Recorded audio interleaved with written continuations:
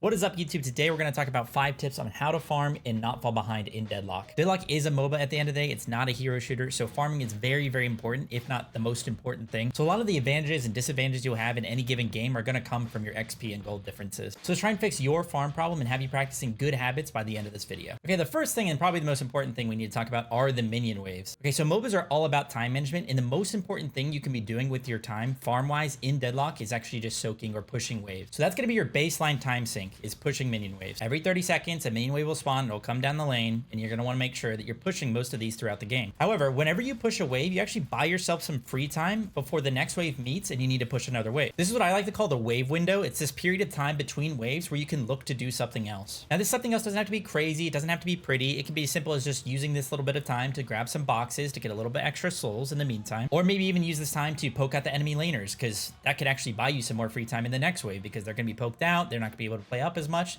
So you can use that free time, the extra free time, to get some more stuff. The thing is, as long as you're thinking about doing something else and looking at the map for possible options, say like a center sacrifice, maybe there's some boxes, maybe there's a small camp nearby that you can do. Maybe you want to rotate to a lane that looks like it could be a good gank opportunity because the enemies are low.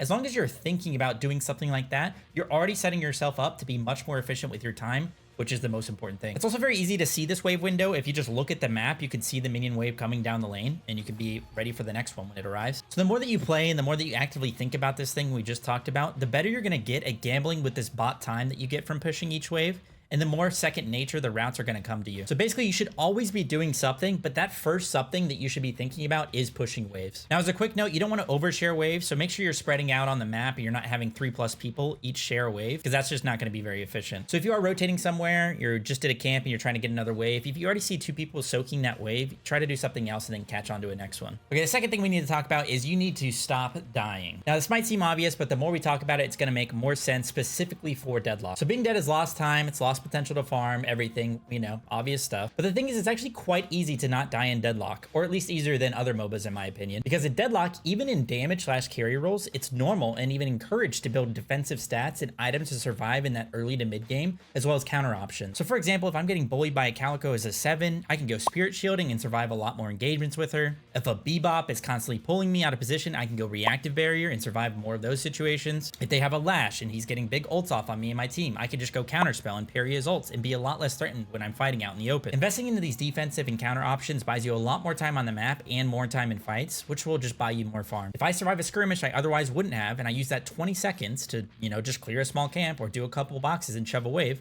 I'm now about 400 souls wealthier than I was before, and all that stuff adds up quickly. Okay, now to be perfectly fair, dying, in my opinion, at least when you're playing aggressively and trying to deny enemy farm, it's not always as bad as it seems or as people make it out to be. The pressure that you put on enemies is super important in these games, so if you're choking out the enemies by applying a lot of pressure to them, but also dying a decent amount, then no big deal. It's also a way to get better long-term. If you're constantly playing aggressive, you're going to be putting a lot more engagements and get better from that. Whereas if you just sit back and play passively, you're not going to learn from a lot of those things, but that's for a different discussion. So let's not get ahead of ourselves. Try not to die as much. Make sure you're buying counter items and defensive options. Okay, number 3 is pathing. You need to be efficient with the way you traverse the map, of course. And that may seem difficult in a game with so many movement mechanics and such a high skill ceiling, but it can start very simple. When you clear a wave and you aren't actively fighting your lane opponents, look at the map and see what's closest to you. Go to that closest thing and do it, and then come back. Rinse and repeat. So let's say you finally got the tower, or let's just say you have a lot of pressure, and by pressure I mean that you're actively pushing the waves into the enemy tower and they're having to play back. So let's say this is happening and you want to rotate. You need to look where you're planning on rotating to and clear and steal some stuff along the way. Let's say that your wave is cleared and there's a tier 2 camp a bit far away and it's kind of sketchy whether you're going to be able to clear it and get back in time for the next wave.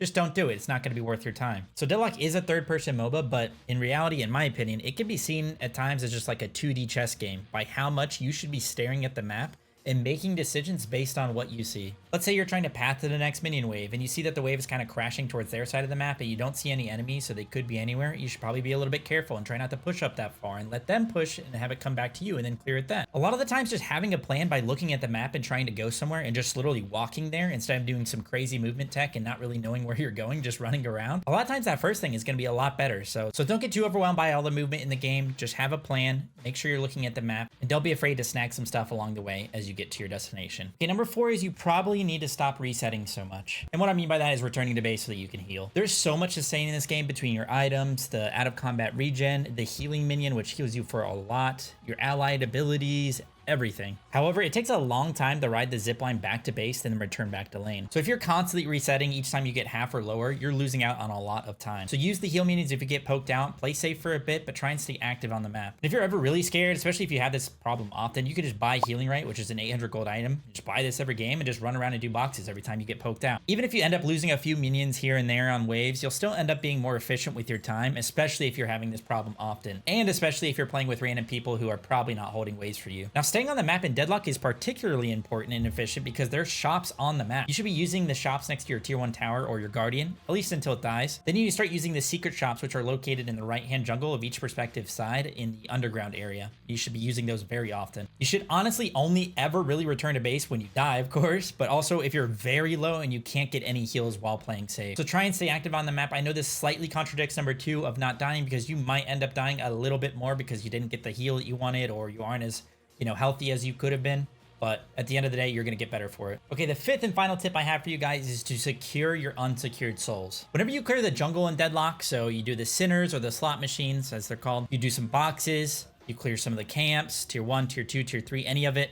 All of this is considered unsecured farm. So in contrast to that, whenever you clear minion waves, that's considered secured farm. So all this jungle farm or these unsecured souls, over time, it will convert to secured farm, as well as if you just purchase anything with those unsecured souls. So for example, real quick, this means if you farmed up 1,600 unsecured souls by clearing a bunch of camps, and maybe even like you stole a bag because somebody died, a bag is basically just a sum of someone's unsecured souls that they drop. You immediately take that bag of unsecured souls and you go buy a 1,600 soul item. You've secured those souls. You're not going to lose them. Now you have that item. Now you have 0 unsecured souls. I see a lot of newer players, average players, high-end players. I even have this problem. Sometimes they'll AFK farm in the jungle for a couple minutes, then immediately run to a fight and die, and then wonder, why am I getting behind? You should really either be trying to secure those souls through purchasing an item, ideally at the secret shops on the map like we talked about, or just by playing safe and clearing waves towards your own structures so that it can just naturally secure over time. Or alternatively, if you tend on fighting a lot, then you need to space out your jungle farm a bit so that you won't be giving out lump sums at a time. Also, when you are doing that jungle, just a side note, make sure you're being efficient when you clear so you can get back to waves in time. So what I mean by this is make sure you're heavy meleeing when you're reloading your gun, and also extend your mag by getting infinite ammo by doing some dash slides and shooting the camp while you do that. Anyway, guys, those are 5 quick but very important tips on how to farm in Deadlock and not get behind. I hope you guys enjoyed the video and learned a thing or two. Drop a like, subscribe for more helpful content, and I'll see you guys in the next one. Peace out.